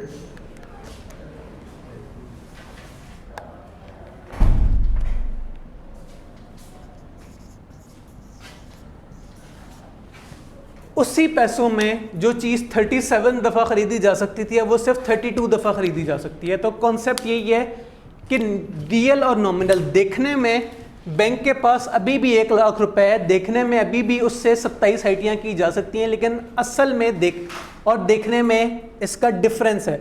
असल में जो चीज़ थी जिससे बैंक ख़रीद सकता था उसकी प्राइस अब बढ़ गई है, वो उतनी नहीं ख़रीद सकता, उसकी वैल्यू में कमी आ गई है। इसलिए ये जो आपके पास है नॉमिनल रेट है कि कितना अभी भी देखने में ख़र्चा किया जा सकता है, लेकिन ये आपके पास है रियल के असल में एज ऑफ राइट नाउ जिस प्रोडक्ट के ऊपर आपने ख़र्चा करना है वो हमेशा रियल जो होता है वो नॉमिनल से कम ही होता है। तो ये कॉन्सेप्ट था। बुक ने इसकी एग्जांपल क्या दी है कि कोई बैंक था वो इंटरेस्ट रेट चार्ज करता था 10% पे, लेकिन 3% महंगाई हो गई, तो असल में बैंक को जो इंटरेस्ट मिला है 10%। हल्की सी फिगर अज्यूम कर लेते हैं, सोचें 1 लाख की बैंक ने किसी को दिया था, उसके ऊपर से इंटरेस्ट कितना मिला, 1 लाख का 10% मीन्स कि उसे 10,000 इंटरेस्ट के तौर पे मिला। बैंक को टोटल पैसे जो वापस मिले वो थे 1,10,000। यहाँ तक एग्जाम्पल क्लियर है? 1,10,000 बैंक को वापस मिले, लेकिन 3% इन्फ्लेशन थी, तो इसका 3% यानी कि 3,000 जो है वो तो इन्फ्लेशन खा गई। तो बैंक को असल में पैसे कितने वापस मिले? 1,007। अब देखने में तो बैंक को 1,10,000 ही मिला है, लेकिन असल में बैंक को 1,07,000 वापस मिला है, 3,000 रुपये महंगाई खा गई। तो ये कॉन्सेप्ट है रियल और नॉमिनल का कि इन्फ्लेशन माइनस करके आपके पास जो पैसे बच जाते हैं दैट इज आपका रियल, क्या कहते हैं, रियल वेरिएबल तो मतलब इस केस में हमारा वेरिएबल क्या है? पैसे। तो इस केस में real money versus nominal money. So next आपके पास मतलब आखिरी टॉपिक आपके पास आ गया जीडीपी। जीडीपी पढ़ा आप लोगों ने अब तक इको में? अच्छा, इको की पहली क्लास आ गई, चलें कोई नहीं, मैं आपको हल्का सा इको का एक कॉन्सेप्ट पहले ही पढ़ा देता हूँ। जीडीपी होता है ग्रॉस डोमेस्टिक प्रोडक्ट। ये देखें क्या हो रहा है, मतलब एक तरह का लेस्पियर प्राइस वाला ही तरीक़ेकार है कि 2009 में एग्स 50 मिलियन टन बिके, 2020 में एग्स 64 मिलियन टन बिके। माशाल्लाह से इतना सारा इंक्रीज आया क्वांटिटी में। On the other hand price में भी इंक्रीज आया। 2019 में बिकते थे $1.9 के, अब वो बिक रहे हैं $2 के। अच्छा, मिल्क का क्या हिसाब किताब था? 60 टन बिका 2019 में और 50 टन बिका 2020 में। ठीक है, क्वांटिटी में थोड़ी सी कमी आई, जबकि प्राइस में आया आपका इंक्रीज, $1 का था $1.5 का हो गया। इसी तरह ब्रेड 55 से लेके क्वांटिटी आपकी इंक्रीज हुई, 55 से 60 हुई, और प्राइस आपकी इंक्रीज हुई 90 से लेके 0.9 से 0.95। अब जीडीपी होता है इको की टर्म में, आपको बता रहा हूँ, टोटल आपकी जितनी इकोनॉमी में प्रोडक्ट्स हैं मल्टीप्लाई बाय उनकी, मतलब खैर मैं बहुत सिंपल करके बता रहा हूँ, इको में आप डिटेल से पढ़ेंगे, total quantity multiply by total product. तो आपके पास देखने में जीडीपी जो है वो 204 है 2019 का, सारी प्रोडक्ट्स मल्टीप्लाई बाय सारे उनके प्राइसेस, तो $204 मिलियन का इस कंपनी का, उस जो भी है मुल्क, उसका था जीडीपी। 2020 की अगर हम फिगर्स देखें तो क्वांटिटीज़ भी बढ़ी हैं और प्राइस भी बढ़ी है, तो देखने में इनका जीडीपी क्या है 260, इससे मल्टीप्लाई किया, इससे मल्टीप्लाई किया, उन सारों का सम कर लिया, आपके पास आया 260। लेकिन अभी थोड़ी देर पहले हमने कॉन्सेप्ट क्या पढ़ा है, रियल और नॉमिनल का। नॉमिनल जीडीपी तो आपके पास आ गया 260, लेकिन असल में इतनी तरक्की हुई नहीं, अच्छी खासी इसमें जो इंक्रीज़ है वो महंगाई की वजह से है। तो हम किस तरह कैलकुलेट करेंगे, हमें चाहिए रियल जीडीपी। रियल जीडीपी के लिए हम क्या करते हैं, इसी डेटा के ऊपर लेके कैलकुलेट कर लेते हैं। यस, वैसे इको में जो आप पढ़ेंगे वो ज़रा डिटेल्ड होगा, total services plus products plus investments, उसका थोड़ा सा इको में कॉम्प्लिकेटेड पढ़ेंगे। यहाँ इसका बिल्कुल सिंपल वर्जन आप देख रहे हैं कि टोटल इस मुल्क में क्या कुछ बनाया, उस तरह का सम क्या है, वो ये है 204 और 260। लेकिन ये 260 है, इसमें ज़्यादातर जो फ़र्क है वो महंगाई की वजह से है, वो असल मुल्क ने तरक्की नहीं की, वो सिर्फ महंगाई की वजह से हमें देखने में लग रहा है। तो हमें निकालना है रियल जीडीपी। तो रियल जीडीपी के लिए हमें करना है प्राइसेस पिछले साल की ही, मतलब 2011 के केस में हमने जीडीपी किस तरह निकाला, P0 इंटू Q0 और इन सारों का सिग्मा। ये आपके पास आ गया नॉमिनल जीडीपी, सॉरी रियल और नॉमिनल पुराने केस में तो एक ही रहेगा। 2012 के केस में जो हमने नॉमिनल जीडीपी निकाला, किस तरह निकाला, sigma prices of year 1 into sigma quantity of year 1। इससे आपके पास आ गया नॉमिनल जीडीपी 2012 का। अब हमें चाहिए रियल जीडीपी 2012 का, तो उसके लिए हमारे पास फॉर्मूला होगा सिग्मा P0 इंटू Q1। आपने प्राइसेस पिछले साल की रखनी है, क्वांटिटी इस साल की रखनी है, तो आपके पास जो डिफरेंस होगा वो जो इन्फ्लेशन की वजह से हुआ, जो प्राइसेस बढ़ने की वजह से जीडीपी में इंक्रीज आया, वो आपका हो जाएगा एलिमिनेट। तो ज़रा कैलकुलेट करते हैं। आपके पास नॉमिनल ऑलरेडी कैलकुलेट हुआ हुआ है, अब हमने करना है कैलकुलेट रियल जीडीपी। तो आपके पास है एग्स, मिल्क, तीसरी चीज़ है आपके पास ब्रेड। आपको चाहिए P0 इंटू Q1। P0 पिछले साल की प्राइसेस क्या थी, 1.9, 1.00 और 0.9। Q1 आपके पास क्या है, अगले साल की क्वांटिटीज, वो है आपके पास 64, 50 और 60।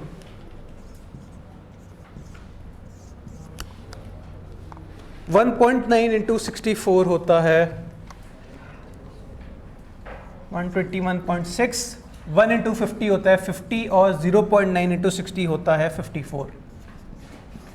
सारों का सम कर ले, 121.6 प्लस 50 प्लस 54, ये आपके पास आया 225.6। ये आपके पास है रियल जीडीपी।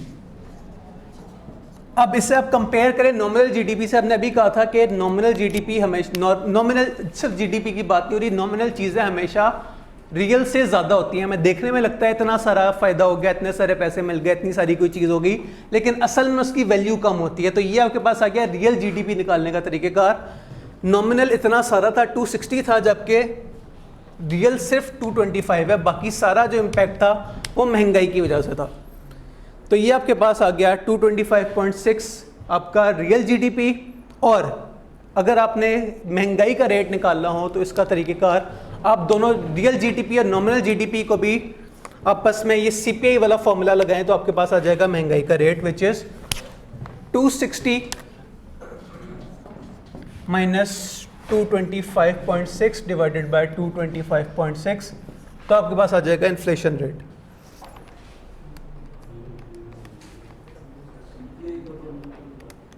वो नहीं, CPI 2 माइनस CPI 1 वाला। लेकिन इस केस में आपके पास क्या है formula, GDP nominal minus GDP real divided by GDP real. तो इससे आपके पास आंसर आता है 15.24। तो एक आपने आखिरी तरीका देख लिया इन्फ्लेशन रेट का निकालने का, इंटू 100, वही मैं डायरेक्ट आंसर लिख रहा हूँ। सो 15% आपके पास आ रही है इन्फ्लेशन। बुक ने आंसर निकाला 1.1524, वही बात है 15% ही है। सो ये आपके पास था चैप्टर 9। आसान चैप्टर था, सिंपल चैप्टर था, बस फॉर्मूलाज याद रखने वाली चीज़ थी। और अभी भी हमारी क्लास में 15 मिनट है, लेकिन कोई बात नहीं, मैं आपको छोड़ने को तैयार हूँ। आखिरी बस चीज़, स्टिकी नोट्स देख लें, हल्का सा रिव्यू कर लें। इंडेक्स नंबर क्या होता है? इंडेक्स नंबर एक स्टैटिस्टिकल तरीका होता है जिससे हम मुख्तलिफ वेरिएबल्स के बीच में रिश्ता उनका पता लगाते हैं। मुख्तलिफ वेरिएबल्स क्या हमने देखे, हमने प्राइस एक वेरिएबल देखा और हमने क्वांटिटी एक वेरिएबल देखा। नेक्स्ट हमने देखा इंडेक्सेस का फॉर्मूला क्या होता है। फॉर्मूला होता है हमेशा करंट डिवाइडेड बाय बेस। आगे गए हमने क्या चीज़ सीखी, एग्रीगेट प्राइस इंडेक्स कैसे निकलता है, sigma P divide by sigma P zero. उसके बाद हमने देखा कि लेस्पियर प्राइस इंडेक्स का फॉर्मूलाज, ये आपके पास मैंने आपको एक शॉर्टकट बताने की कोशिश की थी, उसमें हल्का सा एरर हो गया था, कोई बात नहीं, आप लोग अपने शॉर्टकट्स बनाएं। याद रखने वाली चीज़ सिर्फ ये, लेस्पियर और पाश के केस में प्राइस इंडेक्स का फॉर्मूला क्या है, क्वांटिटी इंडेक्स का फॉर्मूला क्या है। एक बड़ा इंपॉर्टेंट फॉर्मूला जो बुक ने हमें नहीं बताया, दैट इज़ फिशर इंडेक्स। इन दोनों का स्क्वायर रूट आप ले लें तो आपके पास आ जाएगा फिशर इंडेक्स।